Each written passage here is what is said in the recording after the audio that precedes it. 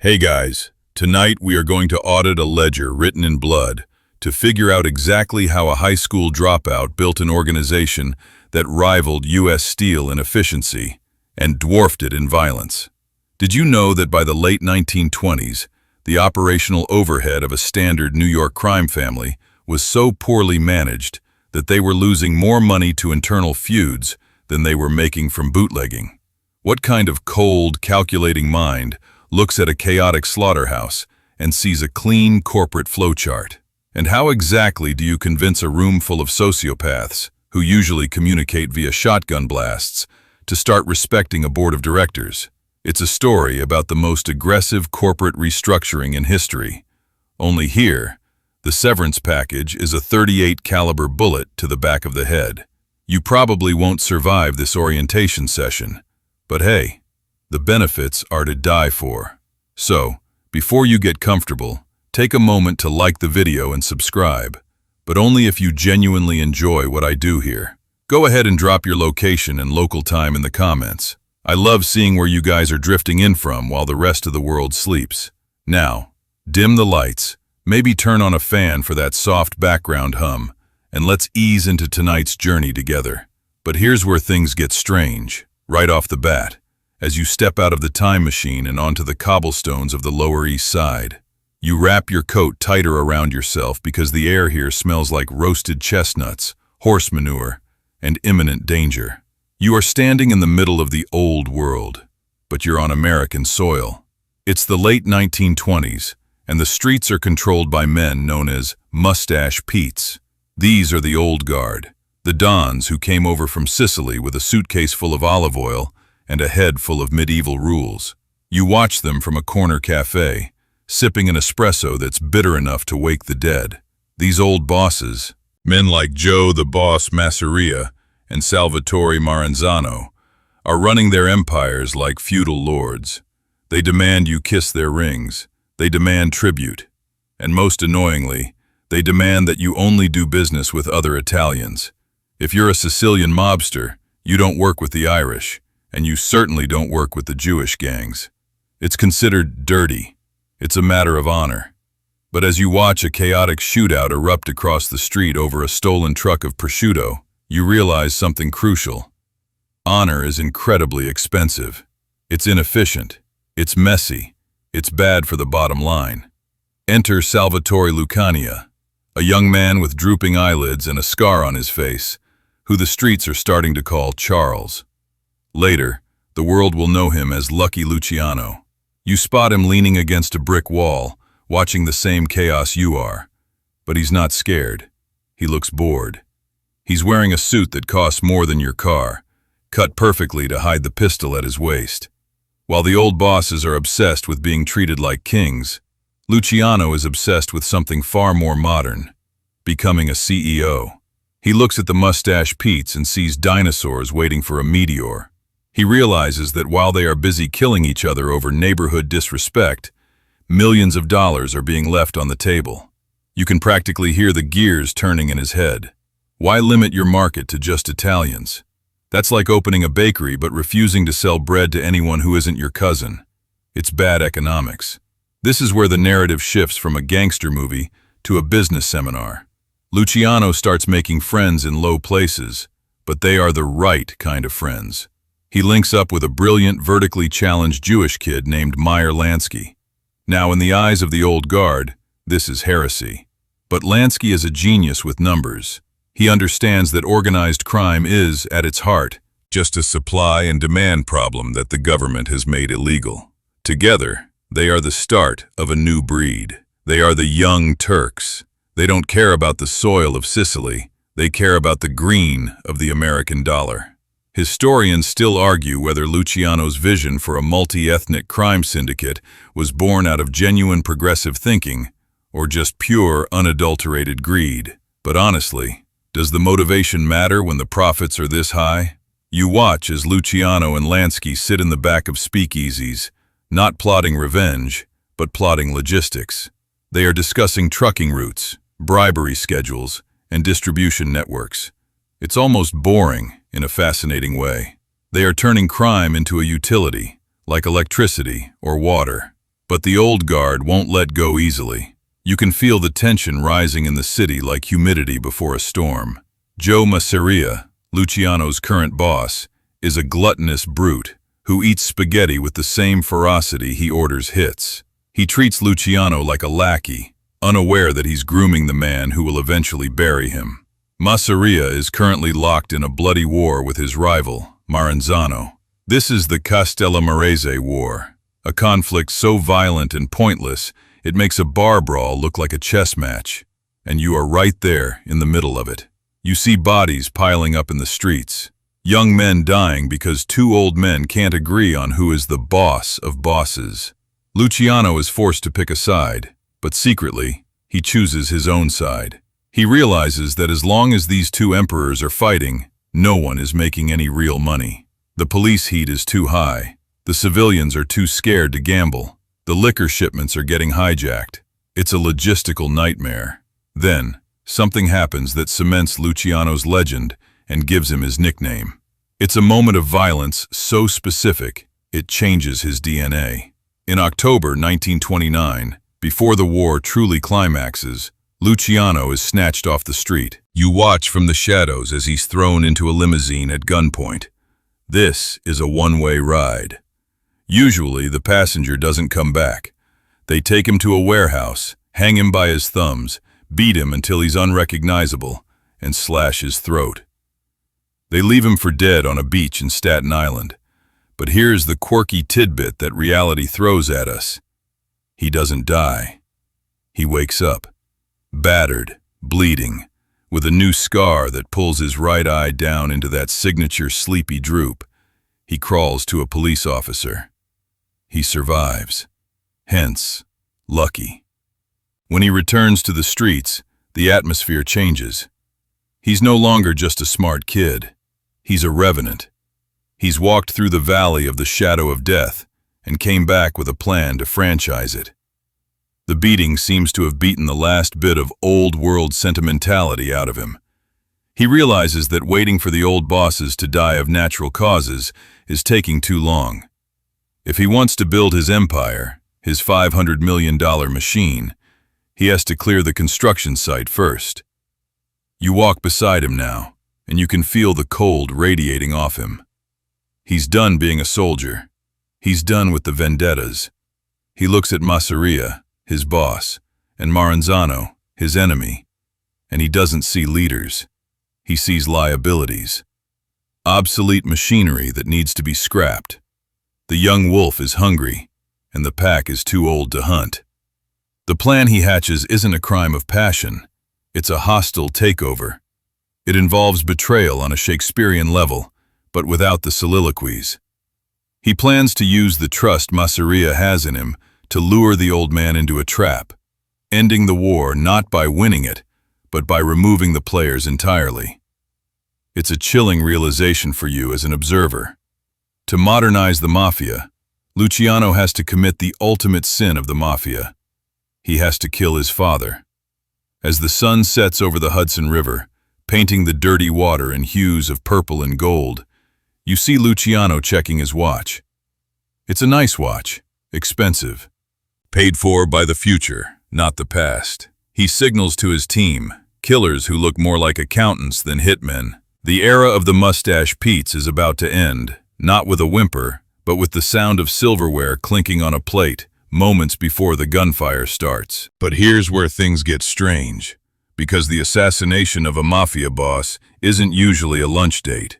It's an ambush in an alleyway or a bomb in a car. Yet, Luciano decides that if you're going to kill the past, you should do it with a full stomach and a little theatrical flair. It is April 15th, 1931. Tax day isn't really a thing yet in the way we know it, but Joe, the boss, Masseria, is about to pay his final debts. You follow Luciano and Masseria into a restaurant called Nuova Villa Tamaro in Coney Island. It's a seafood joint, smelling of garlic, lemon, and the salty Atlantic breeze. Masseria is in a great mood. He thinks he's winning the war. He thinks Luciano is his loyal underboss, the faithful son who will secure his legacy. You watch from a nearby booth, nursing a lukewarm glass of Chianti, as Masseria gorges himself. The man is a glutton, devouring plate after plate of pasta, lobster, and veal. He's drinking heavily, laughing loud, booming laughs that shake his jowls. He has no idea that he is the guest of honor at his own funeral. Luciano eats lightly. He's sipping coffee. He's calm. The contrast is striking, the bloated, boisterous past versus the lean, quiet future. Then, Luciano suggests a game of cards, just a friendly hand to digest the meal. Masseria agrees, wiping tomato sauce from his chin. They play. The restaurant has emptied out. It's just the boss, the underboss, and the nervous staff hiding in the kitchen. Then, in a move that feels almost scripted by Hollywood, Luciano excuses himself. He stands up, adjusts his jacket, and says he needs to use the restroom. This is the signal. As soon as the bathroom door clicks shut, the front door bursts open. 4 men storm in. Legend says it's a veritable all-star team of future mob royalty. Bugsy Siegel, Vito Genovese, Joe Adonis, and Albert Anastasia. You freeze in your booth, holding your breath. They don't say a word, they just open fire. Masseria, bless his slow reflexes, sits there for a split second, cards in hand, perhaps thinking it's a joke. Then the bullets hit. It's messy, it's loud, it's over in seconds. The hitmen drop their guns and flee. When Luciano walks out of the bathroom, drying his hands, playing the innocent, Masseria is dead on the floor, clutching the ace of diamonds in a death grip. Or, so the story goes. Police photos actually show the ace of spades in his hand, which feels a little too poetic to be accidental, leading some historians to argue whether the cops planted it for the papers. Either way, the boss is dead. You stumble out of the restaurant into the cool spring air, your ears ringing. You just witnessed the first half of the takeover. Luciano has betrayed his boss to end the war, effectively handing victory to the rival boss, Salvatore Maranzano. But wait, isn't Maranzano also a mustache Pete? Isn't he just as obsessed with the old rules? Absolutely.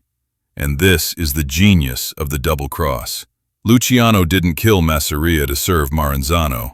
He killed Masseria to lull Maranzano into a false sense of security.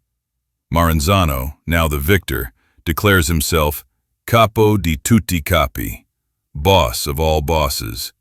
He calls a massive meeting, a victory lap in the Bronx. You're there, standing in the back of a hall filled with hundreds of heavily armed gangsters. Maranzano gives a speech in Latin. Yes, Latin.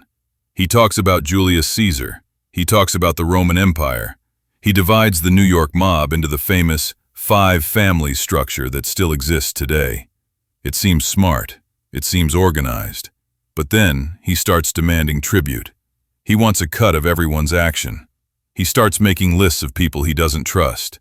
And guess whose name is at the top of the list? Lucky Luciano. Maranzano isn't stupid. He knows Luciano is ambitious. He decides to hire a hitman to take Luciano out. The killer is a man named Vincent Mad Dog Call, an Irish freelancer known for being absolutely psychotic. Maranzano pays him $25,000 up front. But Luciano has spies everywhere. He knows about the hit. He knows about the list. And he decides that he's not going to wait for the bathroom break this time. He strikes first. It is September 10th, 1931, less than 6 months after the lunch at Coney Island. You are now inside Maranzano's office on Park Avenue. It looks legit. It's the headquarters of the Eagle Building Corporation. Maranzano is sitting behind his desk, feeling like a king. Suddenly, 4 men walk in. But they don't look like gangsters. They are dressed as government agents, IRS agents, and police detectives. This is the brilliance of Meyer Lansky, Luciano's partner. He knew Maranzano's men would be expecting Italian hitmen. They wouldn't suspect Jewish gangsters dressed like the feds. The guards let them pass. The agents walk right into Maranzano's office. They line the guards up against the wall. Then they pull out knives and guns. Maranzano realizes too late that he's not being audited. He's being liquidated. They stab him and shoot him, leaving the boss of bosses bleeding out on his own corporate carpet.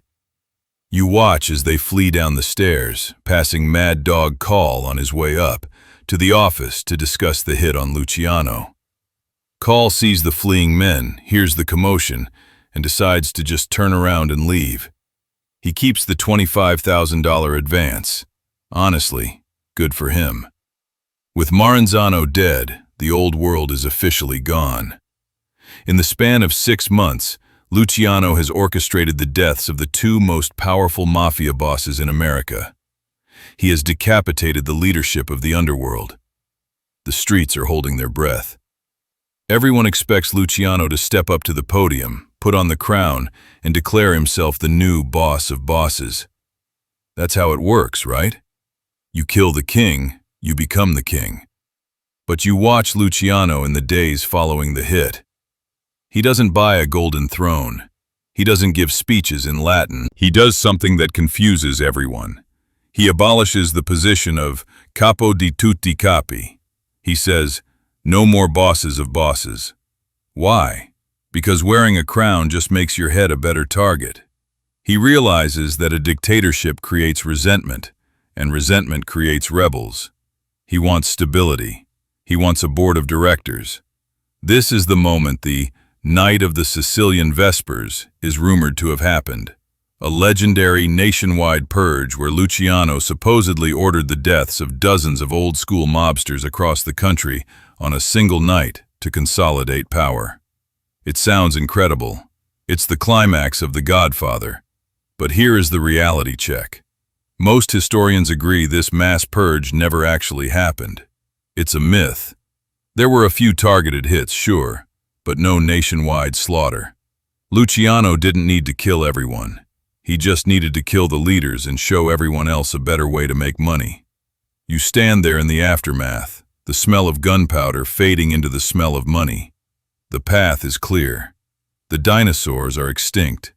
The aggressive modernization can begin. But can you really turn a pack of wolves into a corporate department? Luciano thinks so, and he's about to call the first meeting of the board to prove it. But here's where things get strange, because instead of a smoke-filled basement with a single light bulb, the next scene takes place in a swanky hotel suite in Chicago. It's late 1931. The bodies of the old bosses are barely cold, and Luciano is hosting a conference. You walk into the room and the first thing you notice is the diversity. Well, diversity for the 1930s underworld. You see Al Capone, the celebrity gangster from Chicago, loud and dressed like a peacock. You see Meyer Lansky, quiet and sharp. You see bosses from Cleveland, Detroit, Philadelphia, and New York. It looks less like a gang meeting and more like a trade union convention for sociopaths. Luciano stands at the head of the table. He doesn't shout. He doesn't threaten. He speaks softly. He proposes an idea that is revolutionary for organized crime. The Commission. Think of the Commission as the Supreme Court of the Mafia, or perhaps more accurately, the United Nations Security Council, but with more fedoras and fewer human rights resolutions. The idea is simple. Instead of fighting wars over territory, disputes will be settled by a vote. 7 bosses will sit on the board. If you have a beef with another family, you bring it to the table. The commission listens, deliberates, and votes. The majority rules, and the ruling is final. You can see the skepticism on the faces of the older men in the room. Voting, in the mob. They are used to solving problems with a Tommy gun, not a ballot.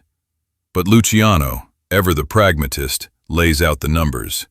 Wars cost money. Lawyers cost money. Funerals cost money. Peace? Peace is pure profit. We're bigger than U.S. Steel, Luciano reportedly says, or something to that effect, emphasizing the scale of their operation. And he's right. If they stop shooting each other, they can dominate the entire country. This is the moment the Mafia officially becomes Cosa Nostra, our thing.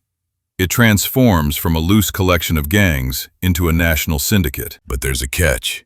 For this democracy to work, Everyone has to surrender a little bit of their absolute power. The boss of a family is still the boss of his family, but he can no longer just kill another boss without the commission's permission. If a boss breaks the rules, the commission can authorize a hit on him. It's a system of checks and balances designed to prevent another dictator like Maranzano from rising up. You watch Al Capone during this meeting. He's impulsive, violent, and loves the spotlight. Everything Luciano hates in a business partner. Yet, Capone is given a seat at the table. Why? Because he earns too much money to be ignored. It's a practical decision, but Luciano also keeps him at arm's length. He knows Capone is a heat magnet. Here is a quirky tidbit you might not expect. The commission actually had a designated chairman, and they followed parliamentary procedures. They didn't use Robert's Rules of Order exactly, but they had agendas. They discussed labor racketeering, gambling territories, and narcotics distribution. It wasn't just, who do we kill today? It was, how do we maximize yield in the garment district? This structure also solved the succession problem. In the old days, when a boss died, his underlings would fight a civil war to take over. Now, the commission would oversee the transition of power, ensuring stability. It was corporate governance applied to criminal enterprise. But let's be real, this wasn't a peaceful knitting circle.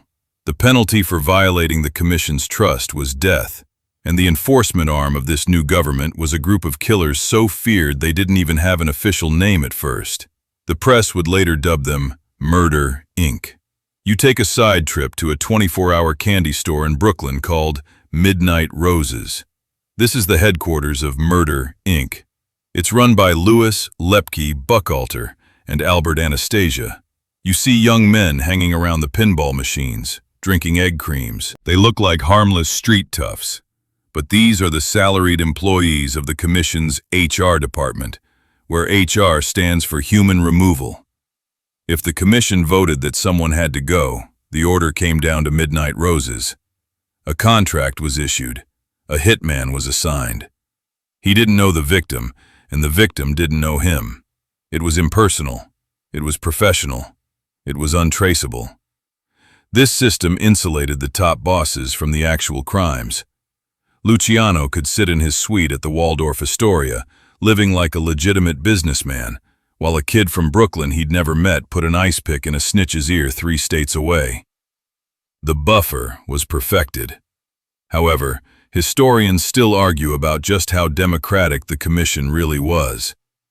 Was it truly a voting body, or was it just a tool for Luciano and his closest allies to control the other families under the guise of fairness?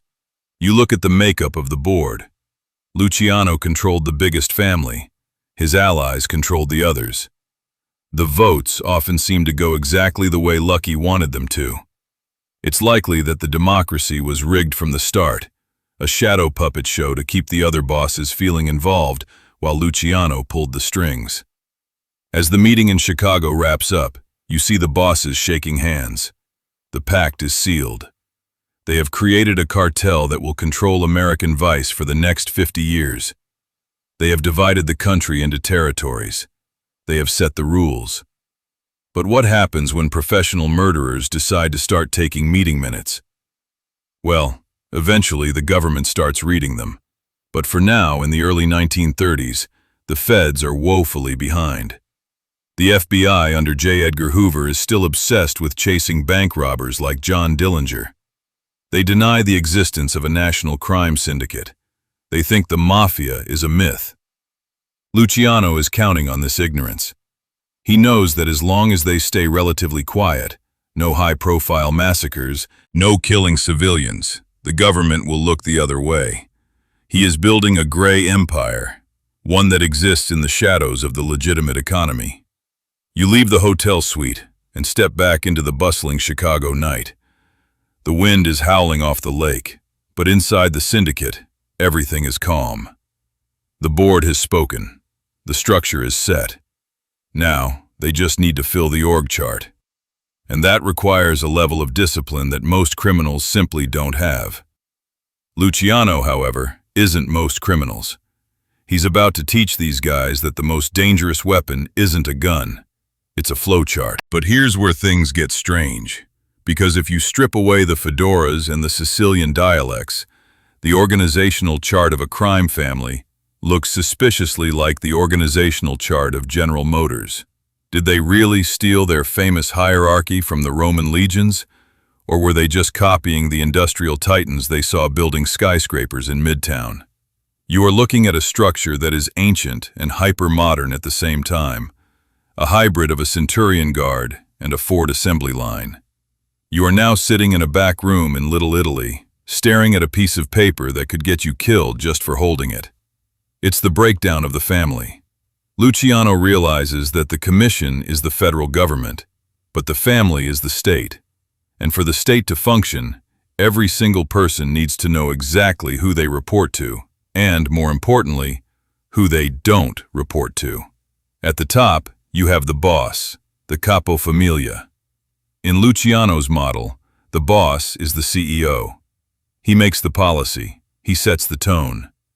But unlike the old days, where the boss was out in the street cracking heads, the modern boss is a ghost. He sits in the penthouse. He is insulated. He never gives a direct order to a soldier. Why? Because if the soldier gets caught, he can't flip on the boss because he's never even met the boss. Below him is the underboss, the sotto capo. This is the VP of operations. He collects the envelopes of cash, the tribute, and resolves minor disputes. He's the buffer. If you're a captain and you have a problem, you talk to the underboss. You don't bother the CEO with complaints about the quality of the olive oil or the police heat on a gambling den. But the most fascinating innovation, and the one that proves Luciano's genius, is the consigliere. You look at the man sitting to the right of the boss. He's not armed. He's speaking in hushed tones. This is the counselor. In a world of violent sociopaths, the consigliere is the designated sane person. He is the mediator, the advisor, the ombudsman. He is the only person in the entire organization allowed to tell the boss, "Hey, that's a stupid idea."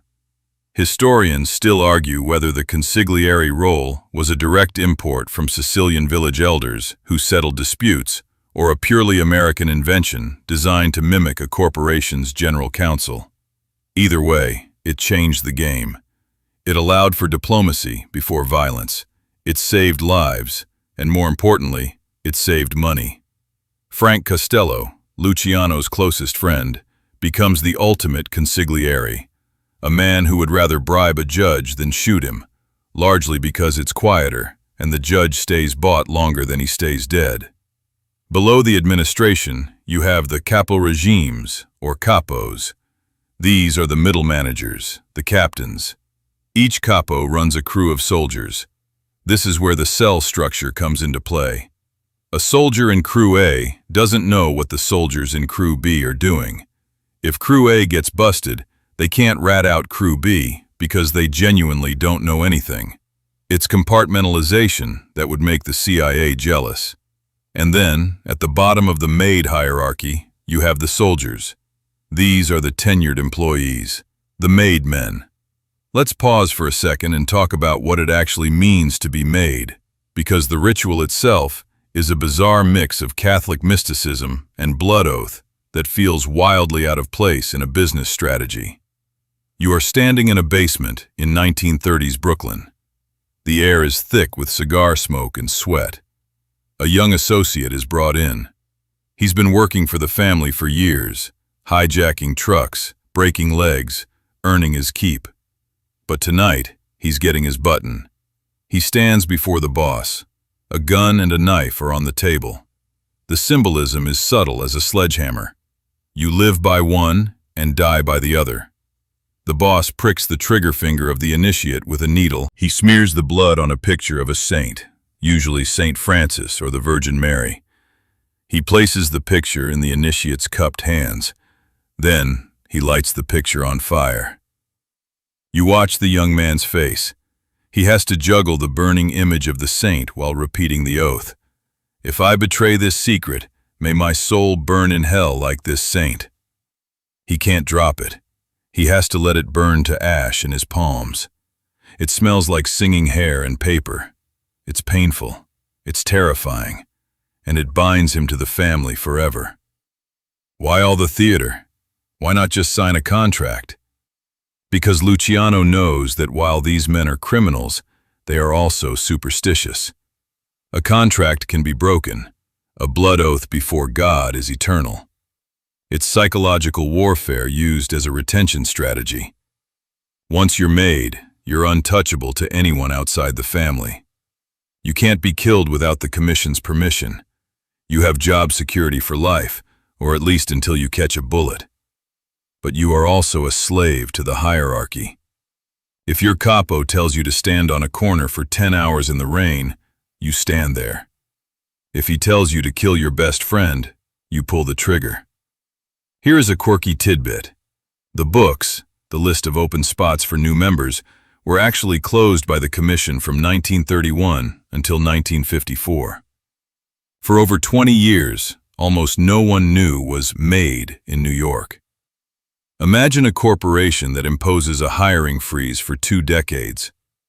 This created a massive backlog of associates, guys who were doing the work but getting none of the protection. It made the button even more valuable. It created a hunger, a desperation to please the bosses that drove productivity through the roof. Beneath the soldiers are the associates. This is the vast army of the underworld. They aren't Italian, or they aren't made yet. This is where Meyer Lansky sits. He is the financial architect of the entire empire, yet technically, he's just an associate because he's Jewish. He can never be boss. And he's fine with that. He knows the title is just a target. He'd rather have the money. You step back and look at the whole machine. It's beautiful in a dark, twisted way. Orders flow down, money flows up. The tribute system means that every soldier kicks up a percentage of his earnings to his capo. The capo kicks up to the underboss. The underboss kicks up to the boss. It's a multi-level marketing scheme with handguns. But the real brilliance is the insulation. In the 1930s, conspiracy laws were weak. To convict a boss, you had to catch him holding the gun. With this structure, Luciano is 5 layers removed from the crime. He's just a guy living in the Waldorf Astoria, ordering room service and chatting with his lawyer. The police know he's the king, but they can't prove he ordered the execution of a dock worker in Red Hook. Luciano has built a fortress of bureaucracy. He has turned crime into a 9-to-5 job for the soldiers and a high finance game for the administration. The chaos of the Mustache Pete's is gone. The streets are quiet, relatively speaking. And because the streets are quiet, business is booming. But there is a looming problem. A massive structural economic crisis is on the horizon for the mob. The year is 1933. You hear the clinking of glasses and the cheers of the public. Prohibition is ending. The government is making alcohol legal again. The golden goose is dead. The bootlegging rivers of cash are about to dry up overnight.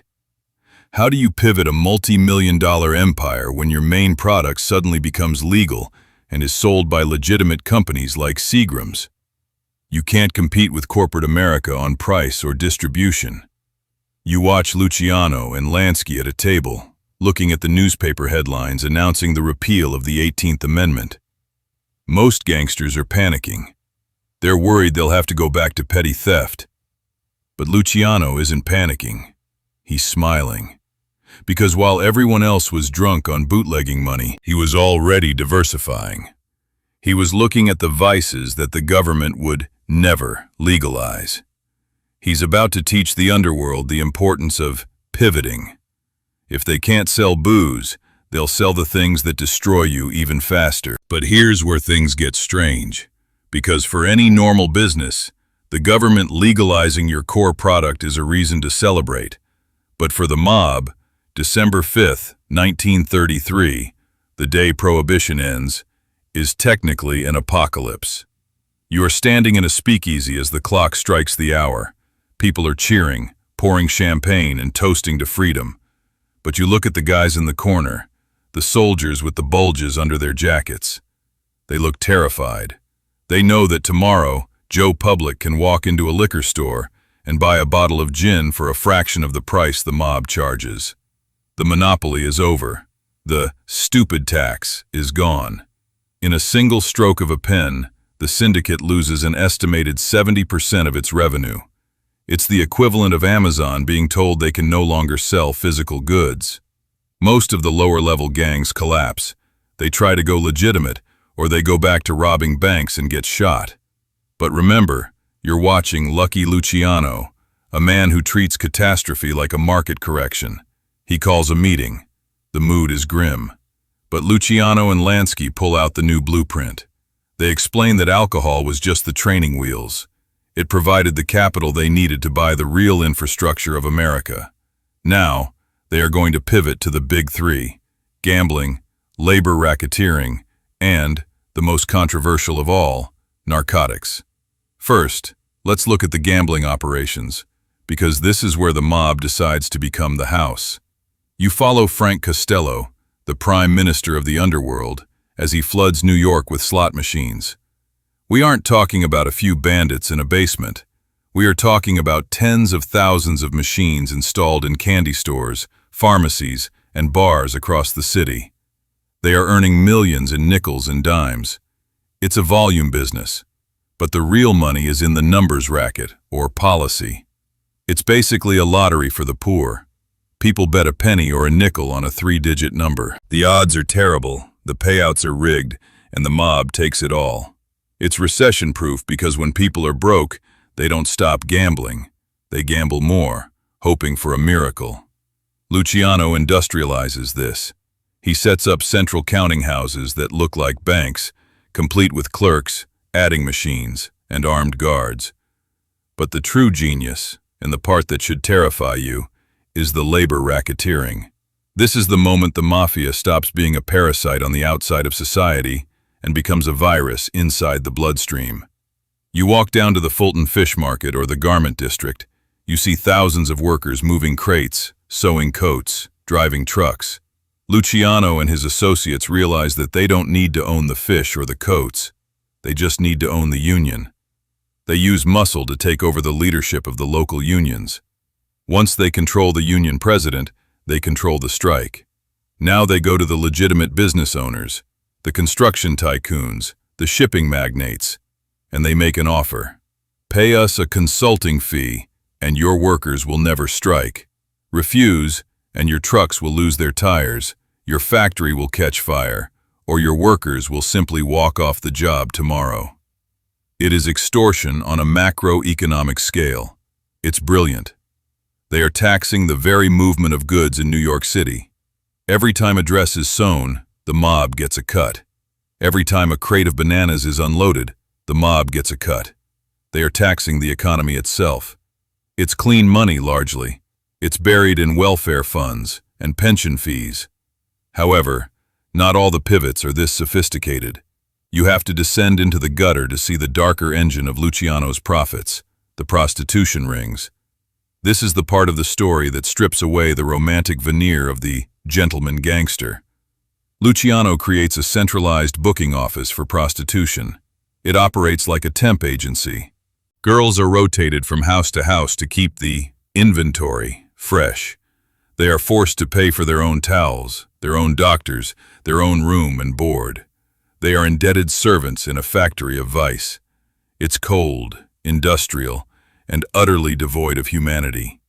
And then there is the white powder, heroin.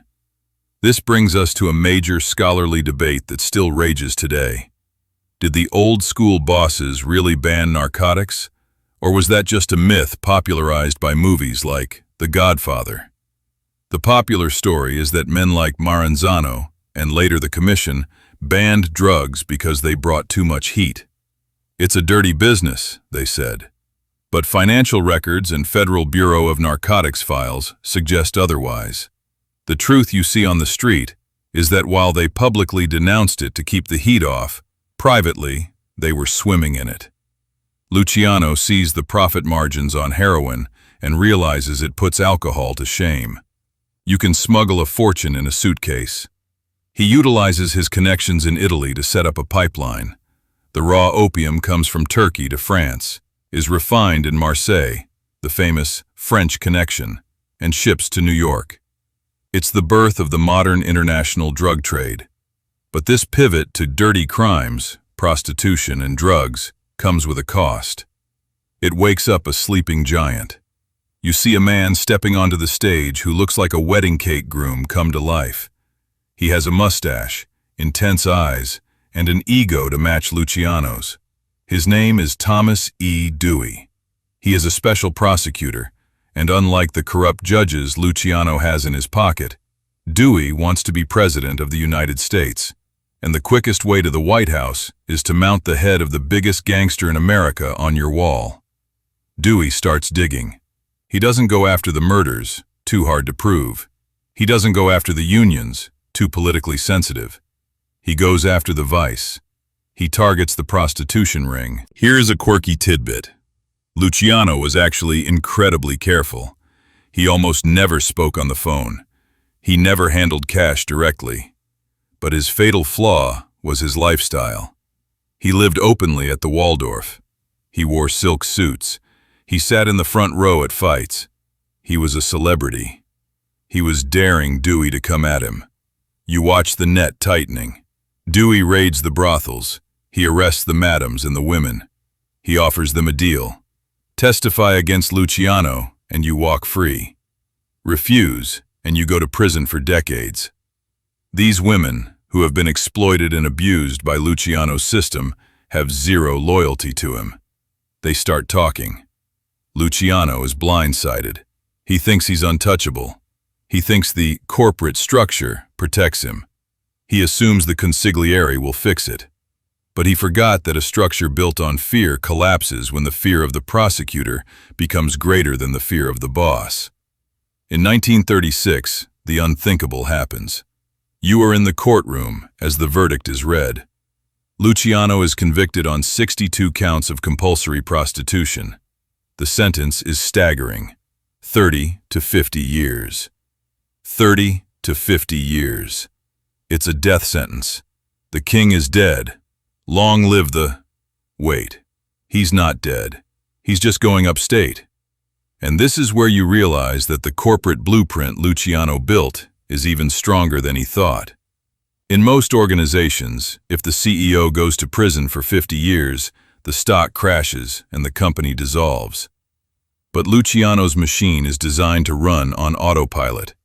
As the bailiffs handcuff him and drag him out of the courtroom, flashing bulbs popping like fireworks, Luciano doesn't look like a broken man.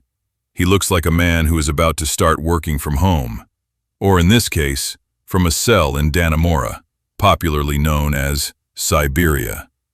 You might think the story ends here, with the bad guy behind bars. But you'd be wrong. Because a cage is just a smaller office if you have the right connections. And Luciano is about to prove that you don't need to be on the street to rule it. In fact, being locked up might just make him the most powerful prisoner in American history. The steel doors slam shut with a finality that echoes in your chest. But as the silence settles over the cell block, you hear a whisper. It's a guard passing a note. The business hasn't stopped. It's just under new management protocols. But here's where things get strange.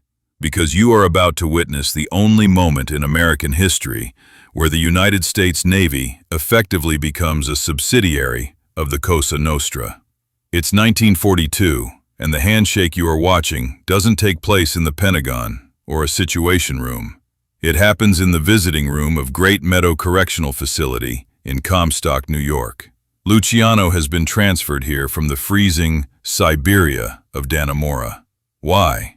Because the naval intelligence officers complained that the drive to Dannemora was too long, and they needed their new asset closer to the city.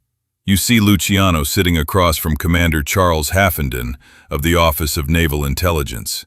The visual is jarring. On one side, the crisp, gold-braided uniform of military discipline. On the other, the pressed prison grays of organized crime. They are discussing the terms of Operation Underworld. The government is desperate. German U-boats are sinking ships just miles off the coast of Long Island. They are terrified that German spies are infiltrating the docks, posing as longshoremen and signaling the submarines. The Navy has tried to place agents on the waterfront, but the docks are a closed society. An outsider asking questions stands out like a neon sign.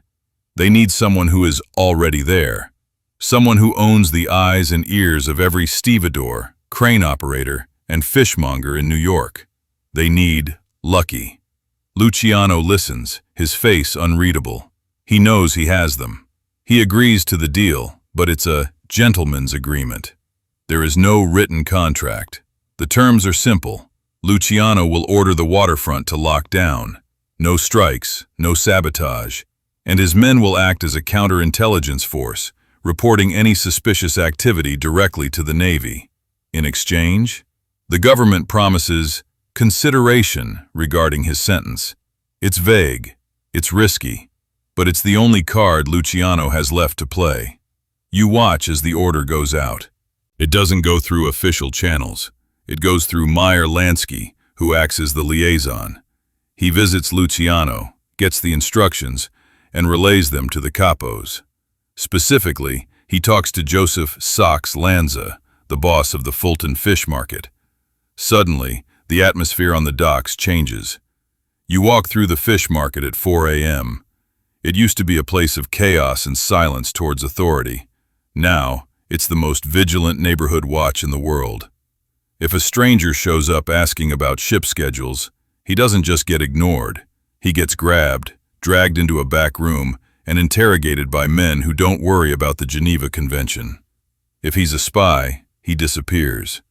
If he's just a confused tourist, he probably wishes he disappeared. Labor strikes, which had been plaguing the war effort and slowing down shipments of tanks and ammunition, vanish overnight. The International Longshoremen's Association, completely mob-controlled, suddenly becomes the most patriotic union in the country. Not a single crate is dropped. Not a single hour is lost. The efficiency is terrifying. It turns out that a crane operator works much faster when he knows that the order to speed it up comes from the guy who knows where his children go to school, rather than just his shift supervisor. But here is the open, scholarly debate that still makes historians uncomfortable.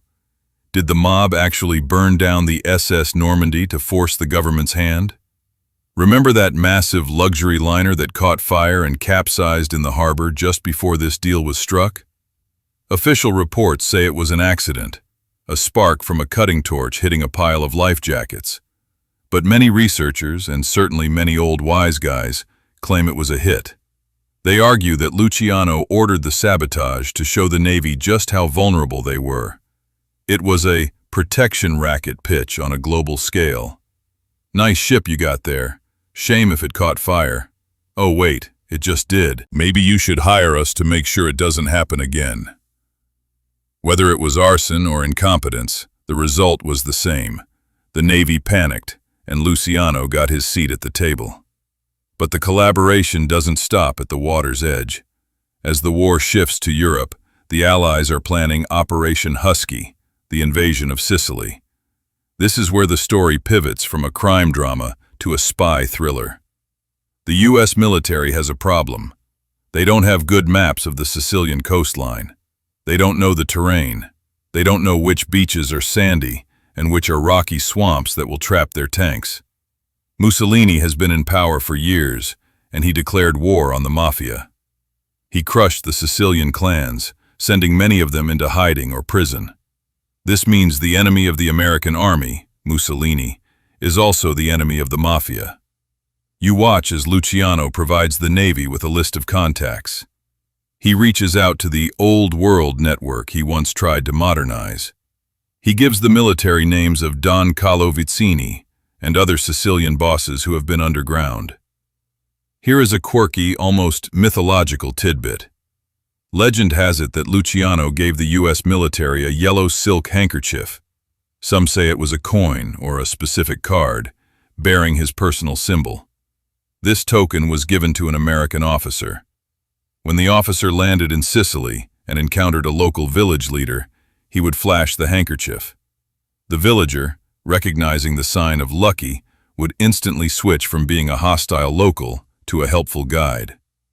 While the yellow handkerchief story might be embellished, the impact was real. Sicilian locals guided American troops through mountain passes, pinpointed Nazi bunkers, and greeted the U.S. Army as liberators, not just from the fascists, but as friends of their American cousins. The intelligence provided by Luciano's network is startlingly accurate. They provide photos of the coastline taken by Italian immigrants who had visited home before the war. They identify the harbor depths. General Patton rolls through Sicily faster than anticipated, partly because the local power structure, the Mafia, paves the road for him. Back in New York, Luciano is waiting. He's done his part. He's secured the port. He's helped invade Europe. He has been the model patriot. But the war is ending. It is 1945.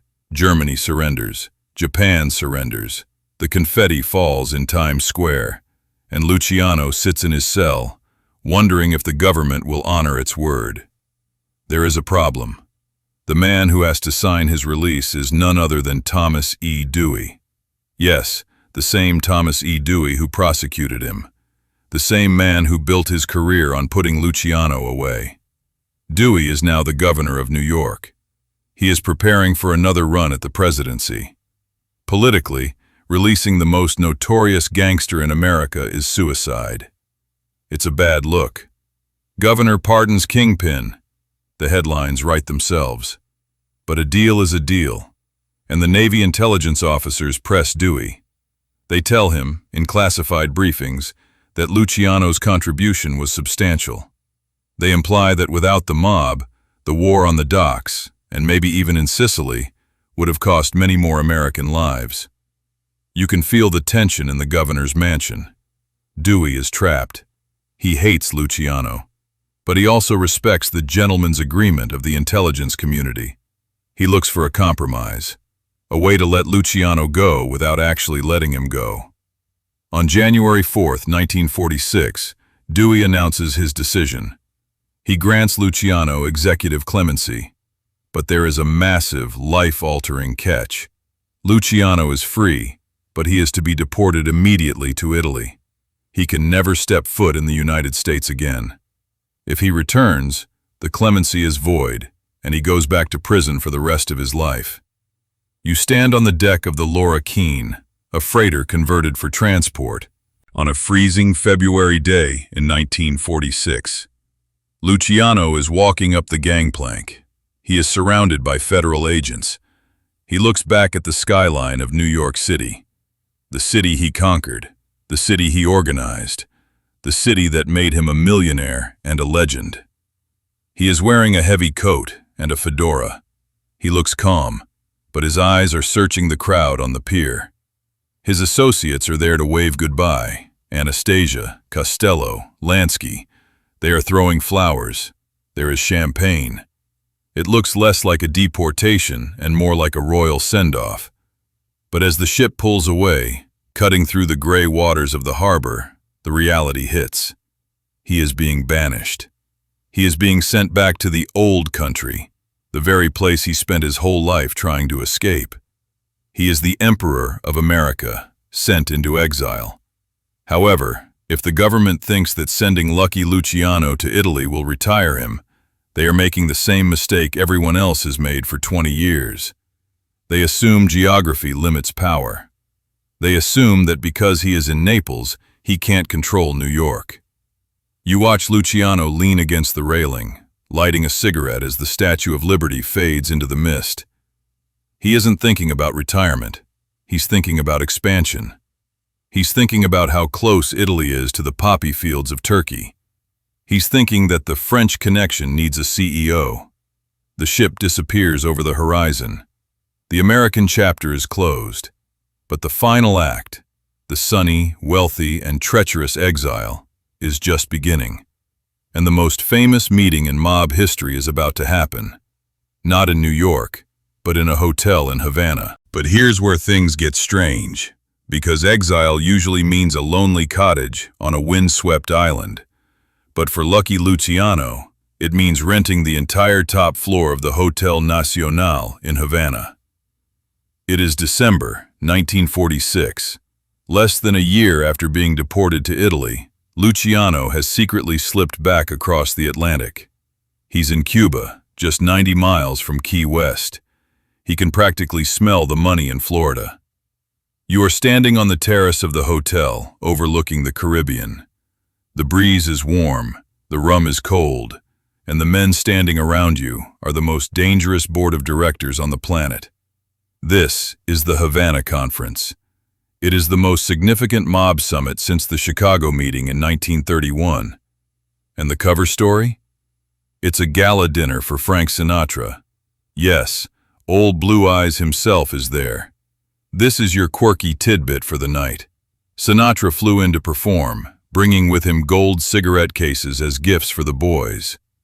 He is the shiny object intended to distract the press while the real business happens behind closed doors. You watch Luciano holding court. He looks healthier, tan, revitalized. He thinks he's pulled off the ultimate loop. He plans to run the American Commission from Havana, effectively mocking the U.S. government's deportation order. The agenda is packed. They discuss the narcotics routes, which are becoming the primary revenue stream. They discuss the expansion into Las Vegas, a dusty desert town that Bugsy Siegel is currently hemorrhaging money into with his Flamingo project.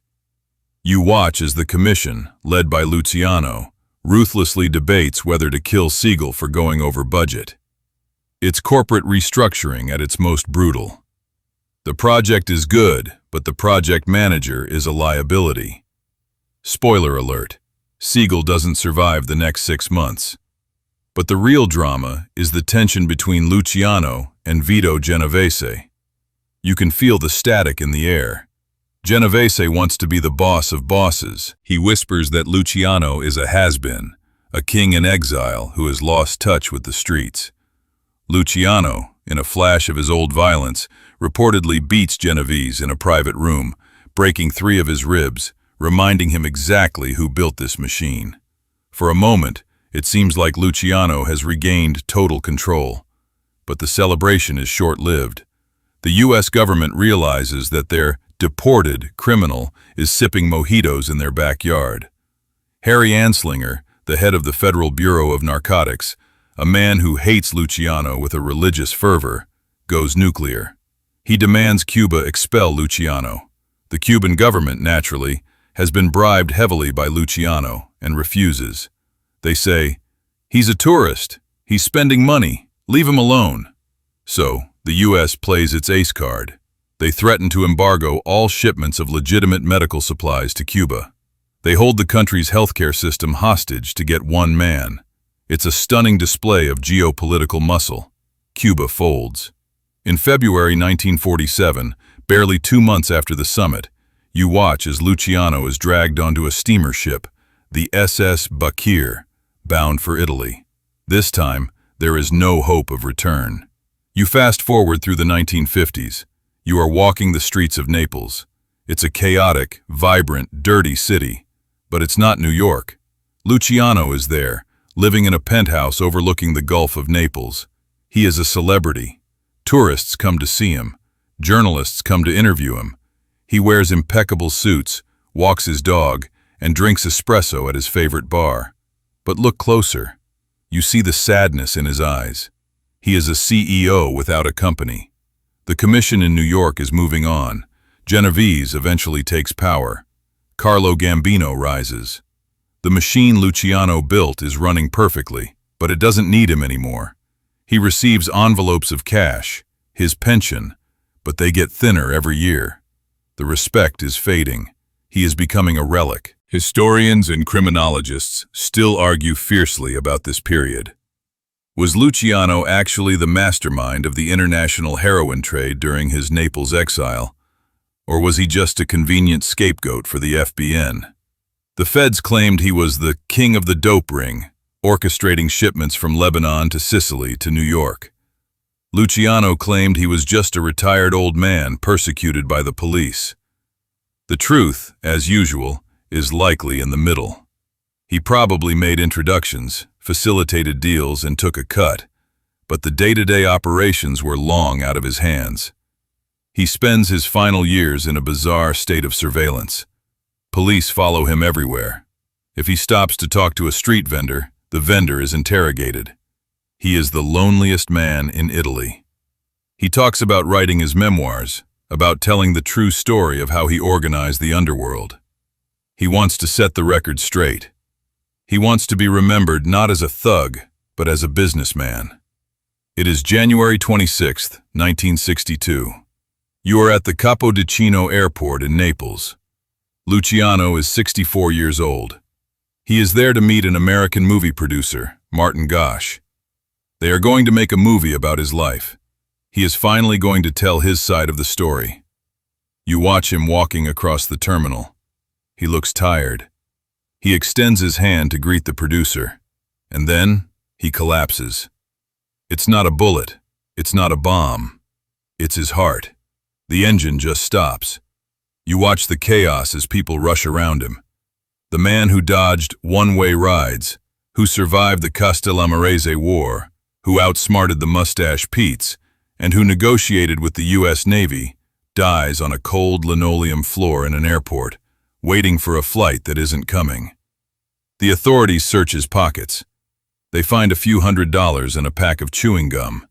No gun, no list of names, no secret codes. His body is eventually allowed to return to the United States, proving that the only way to get back into America was to die first. You stand in St. John's Cemetery in Queens. It's a cold winter day. A hearse pulls up. There's no massive crowd of gangsters this time. The FBI is there, taking photos of the few license plates that show up. The coffin is lowered into the family vault.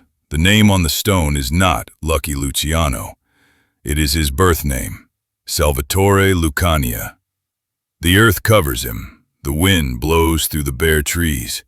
And just like that, the architect is gone. But the building stands tall. The structure of families, capos and soldiers, the infiltration of labor unions, the commission, it all survives him by decades. He built a machine so efficient that it didn't even mourn him when he died. It just kept counting the money. But here's where things get strange, because exile usually means a lonely cottage on a windswept island. But for Lucky Luciano, it means renting the entire top floor of the Hotel Nacional in Havana. It is December 1946. Less than a year after being deported to Italy, Luciano has secretly slipped back across the Atlantic. He's in Cuba, just 90 miles from Key West. He can practically smell the money in Florida. You are standing on the terrace of the hotel, overlooking the Caribbean. The breeze is warm, the rum is cold, and the men standing around you are the most dangerous board of directors on the planet. This is the Havana Conference. It is the most significant mob summit since the Chicago meeting in 1931. And the cover story? It's a gala dinner for Frank Sinatra. Yes, old Blue Eyes himself is there. This is your quirky tidbit for the night. Sinatra flew in to perform, bringing with him gold cigarette cases as gifts for the boys. He is the shiny object intended to distract the press while the real business happens behind closed doors. You watch Luciano holding court. He looks healthier, tan, revitalized. He thinks he's pulled off the ultimate loop. He plans to run the American Commission from Havana, effectively mocking the U.S. government's deportation order. The agenda is packed. They discuss the narcotics routes, which are becoming the primary revenue stream. They discuss the expansion into Las Vegas, a dusty desert town that Bugsy Siegel is currently hemorrhaging money into with his Flamingo project. You watch as the commission, led by Luciano, ruthlessly debates whether to kill Siegel for going over budget. It's corporate restructuring at its most brutal. The project is good, but the project manager is a liability. Spoiler alert, Siegel doesn't survive the next 6 months. But the real drama is the tension between Luciano and Vito Genovese. You can feel the static in the air. Genovese wants to be the boss of bosses. He whispers that Luciano is a has-been, a king in exile who has lost touch with the streets. Luciano, in a flash of his old violence, reportedly beats Genovese in a private room, breaking 3 of his ribs, reminding him exactly who built this machine. For a moment, it seems like Luciano has regained total control. But the celebration is short-lived. The U.S. government realizes that their deported criminal is sipping mojitos in their backyard. Harry Anslinger, the head of the Federal Bureau of Narcotics, a man who hates Luciano with a religious fervor, goes nuclear. He demands Cuba expel Luciano. The Cuban government, naturally, has been bribed heavily by Luciano and refuses. They say, "He's a tourist. He's spending money. Leave him alone." So, the U.S. plays its ace card. They threaten to embargo all shipments of legitimate medical supplies to Cuba. They hold the country's healthcare system hostage to get one man. It's a stunning display of geopolitical muscle. Cuba folds. In February 1947, barely 2 months after the summit, you watch as Luciano is dragged onto a steamer ship, the SS Bakir, bound for Italy. This time, there is no hope of return. You fast forward through the 1950s. You are walking the streets of Naples. It's a chaotic, vibrant, dirty city. But it's not New York.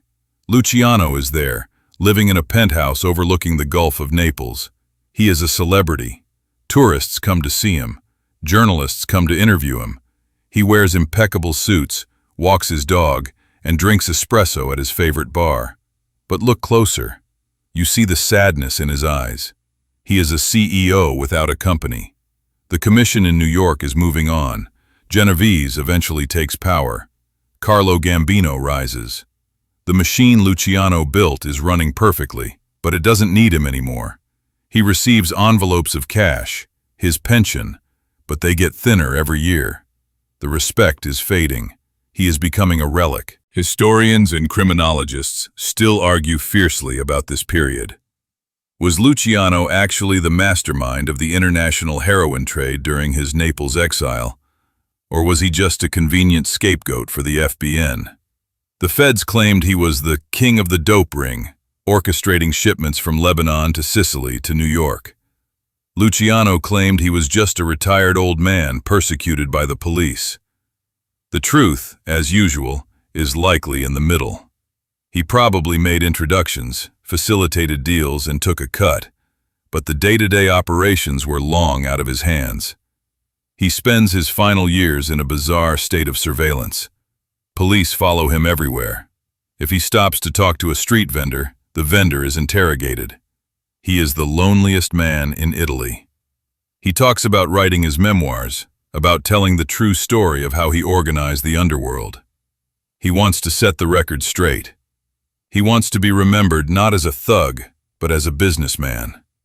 It is January 26, 1962. You are at the Capodichino Airport in Naples. Luciano is 64 years old. He is there to meet an American movie producer, Martin Gosch. They are going to make a movie about his life. He is finally going to tell his side of the story. You watch him walking across the terminal. He looks tired. He extends his hand to greet the producer, and then he collapses. It's not a bullet. It's not a bomb. It's his heart. The engine just stops. You watch the chaos as people rush around him. The man who dodged one-way rides, who survived the Castellamarese War, who outsmarted the Mustache Petes, and who negotiated with the U.S. Navy, dies on a cold linoleum floor in an airport, waiting for a flight that isn't coming. The authorities search his pockets. They find a few $100s and a pack of chewing gum. No gun, no list of names, no secret codes. His body is eventually allowed to return to the United States, proving that the only way to get back into America was to die first. You stand in St. John's Cemetery in Queens. It's a cold winter day. A hearse pulls up. There's no massive crowd of gangsters this time. The FBI is there, taking photos of the few license plates that show up. The coffin is lowered into the family vault. The name on the stone is not Lucky Luciano. It is his birth name, Salvatore Lucania. The earth covers him. The wind blows through the bare trees. And just like that, The architect is gone. But the building? The building stands tall. The structure of families, capos and soldiers, the infiltration of labor unions, the commission, it all survives him by decades. He built a machine so efficient that it didn't even mourn him when he died. It just kept counting the money.